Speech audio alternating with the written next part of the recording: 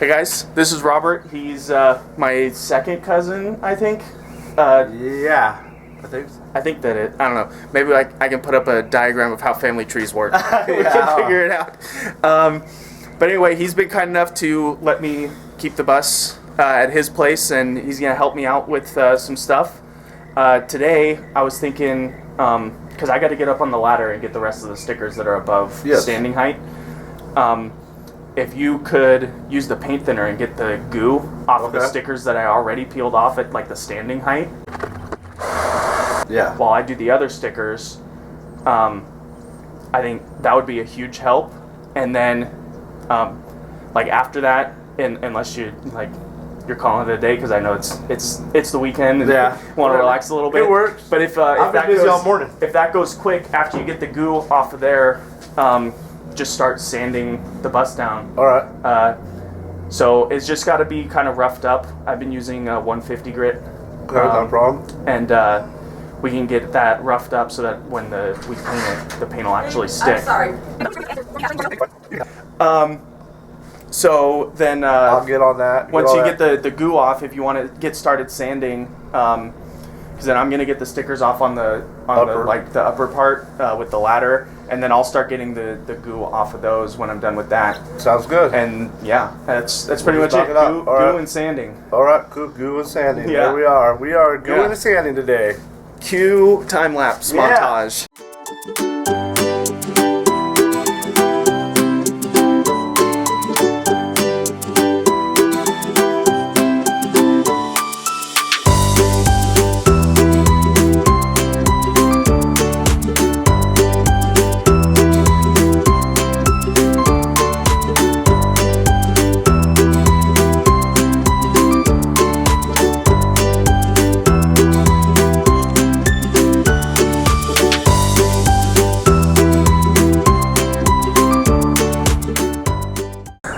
So we've got all the big sanding done.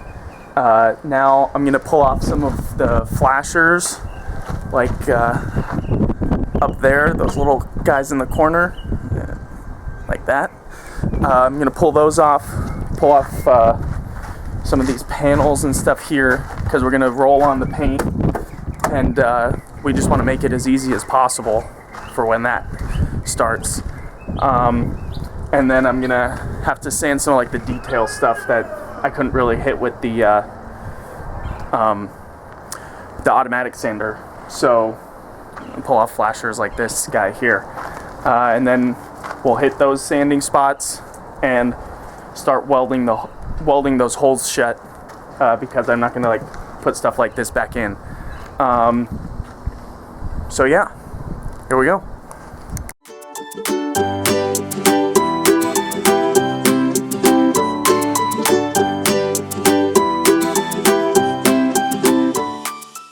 Hey guys, so I just wanted to show you how I'm welding these holes shut here, these big guys.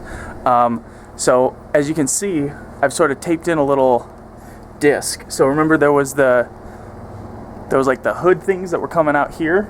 So what I did is I cut a couple of these out of them. And so as you can see, I'm taping it in place here and just butt welding it together. Just doing like a couple of tacks and then tacks in between, and getting it as best as I can sealed, because I'm still not very good at this welding thing. But then getting it as good a weld as I can, grinding it down flat, maybe doing that a couple more times, and then filling any holes that are left with like a sandable, paintable exterior metal fill material, so kind of like Bondo, but it's by DAP. And so then I fill that in and then let it set and sand it down flat, and then this is going to be good to go. So you can kind of see on the other side over there, that's what I've already done. And I think once it gets sanded and painted, it's going to look really good. Not even going to be able to tell that there was ever any holes here. Alright, so now that the bus is all prepped to paint, we can get started with the painting. Hint, I'm not actually done. The neighbors are just having a backyard party, and I can't keep grinding and welding while they're back there without being an asshole. So, we'll pretend that it's all done and get started on painting some of the pieces I pulled off the front of the bus. I've already hosed them down and wiped down. These are the underside of the pieces that hold the mud flap, and they're wheel wells really that go in there. So they're not like super clean, but they're just going to get painted black just to kind of cover up the yellow a little bit.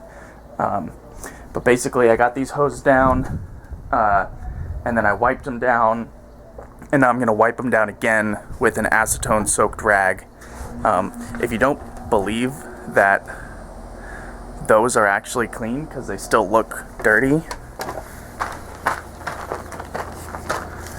here's the rag that I used to clean them after I sprayed them down with the hose.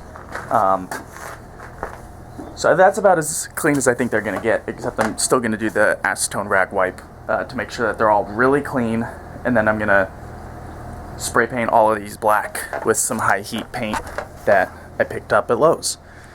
And yeah, it's basically going to be the start of the painting of the bus. So very excited.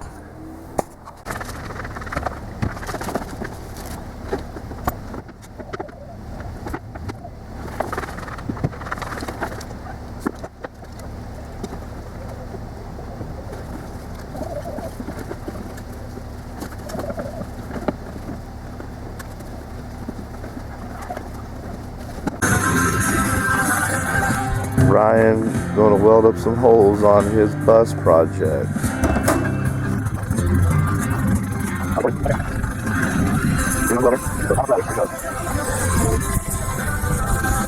Get a little windy too. Yeah, I know. That's why I'm trying to finish this up quick. It's feeling a little stormy.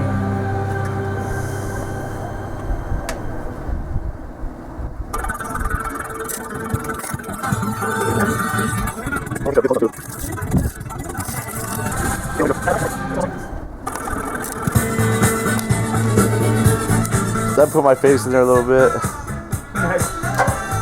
Alright, that concludes paint prep for the bus. So thanks for sticking around and watching this video.